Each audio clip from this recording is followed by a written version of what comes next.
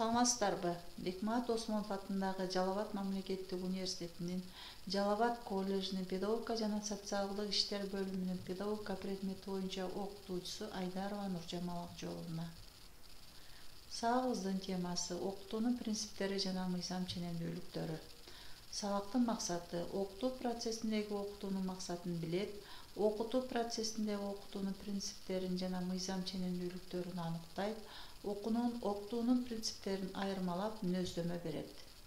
Күтүлүүчү натыйжа окутуу процессиндеги окутуунун максатын билсе, окутуунун принциптерин талдап бири-биринен айырмалап айтып бере алса, окутуунун принциптери жана мыйзам ченемдүүлүктөрү жөнүндөгү тесттик суроолорго жооп берсе.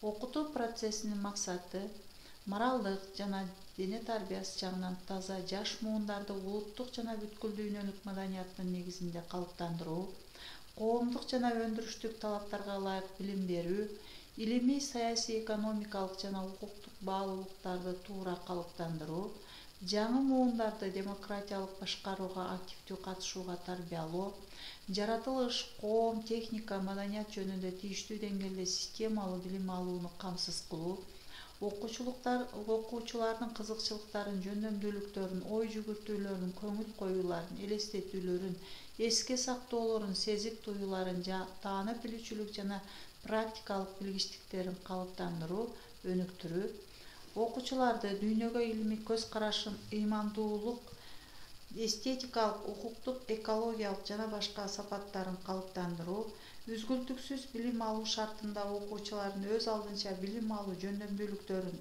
өзүн өзү өркүндөтүүгө болгон муктаждыктарын калыптандыруу, өндүрүштүн негиздери, өндүрүштө эмгекти уюштуруу жөнүндөгү билимдерди жана техникалык түзүлүштөрдү колдоно билүү боюнча ыкмаларды калыптандыруу. 20-кылымдын 50-жылдарынан баштап дидактикада окутуунун максатынын таксономиясы деген түшүнүк пайда болгон. Анын негиздөөчүсү болуп америкалык психолог Блум эсептелет. Ал окутуу процессинин максатын 3 тобун көрсөткөн: таанып билүүчү, аффективдүү жана психомотордук. Билүү — окуучу фактыларды, терминдерди, методдорду, теорияларды, принциптерди билет. Түшүнүү — окуучу кубулуштардын ортосундагы байланыштарды түшүндүрө алат, материалды өзгөртүп түзө алат, алынган жыйынтыктарды сүрөттөп жаза алат. Колдонуу — окуучу түшүнүктөрдү, эрежелерди конкреттүү жагдайларда колдоно алат.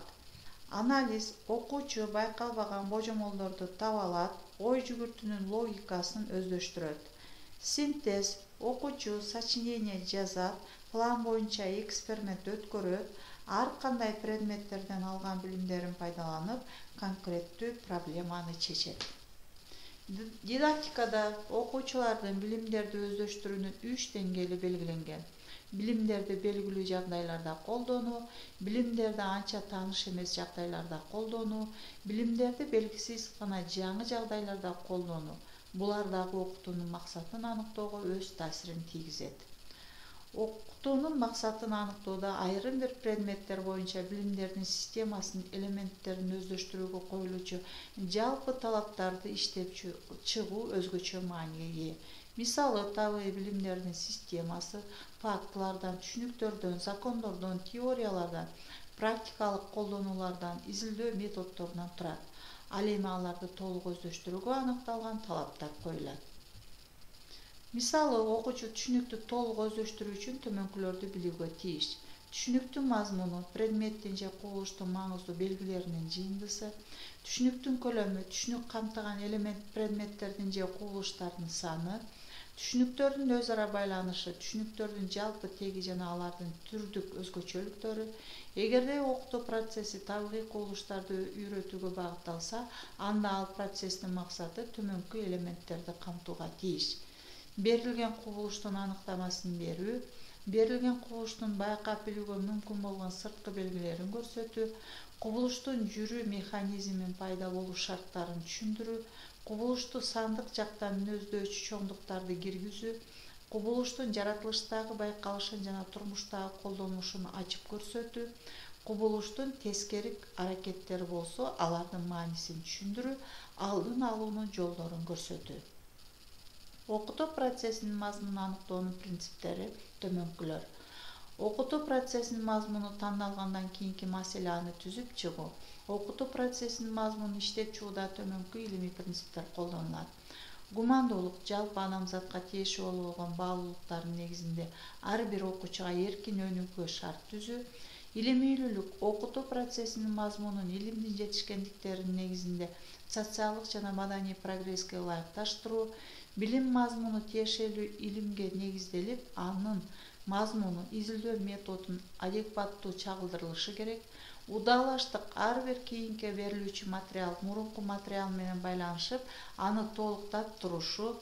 Билим мазмуну бири-бирин толуктаган, аныкталган жаңы илимий түшүнүктөрдү, жоболорду, теориялык негиздерди жана практикалык колдонуштарды камтыган бөлүктөрдүн жыйындысы. Билимдин мазмунунун улам кийинки бөлүгү мурунку бөлүгүнөн келип чыгышы зарыл. Тарыхка кайрылуу ар бир илимдин өнүгүү этаптарын көрсөтүү. Билим мазмуну окуучулардын оң окуу мотивин түзүү үчүн илимдин тарыхый өнүгүүсүн, окумуштуулардын салымдарын жана илимий ачылыштардын илимий техникалык прогресске тийгизген таасирлерин камтышы керек. Системалуулук ар бир предметтин, курстун өзүнө гана тиешелүү багыттуулугу менен бирге теориянын негиздери менен байланышуусу. Билим мазмуну жалпы максатка биригүү менен дүйнөнүн, коомдун жалпы илимий сүрөттөлүшүн түзүшү зарыл. Текшеримдүүлүк кабыл алынган билимдин өздөштүрүлүшүнүн жана практикада колдонулушунун сапатын аныктоого мүмкүн болушу.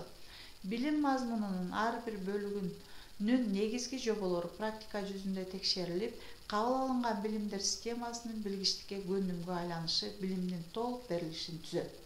Тиешелүүлүк билимдин мазмунунун окуучулардын жаш курактык өзгөчөлүгүнө ылайыкталышы. Билимдин мазмунунун көлөмү жана анын татаалдыгы окуучулардын физиологиялык жана психологиялык мүмкүнчүлүктөрүнө туура келиши зарыл.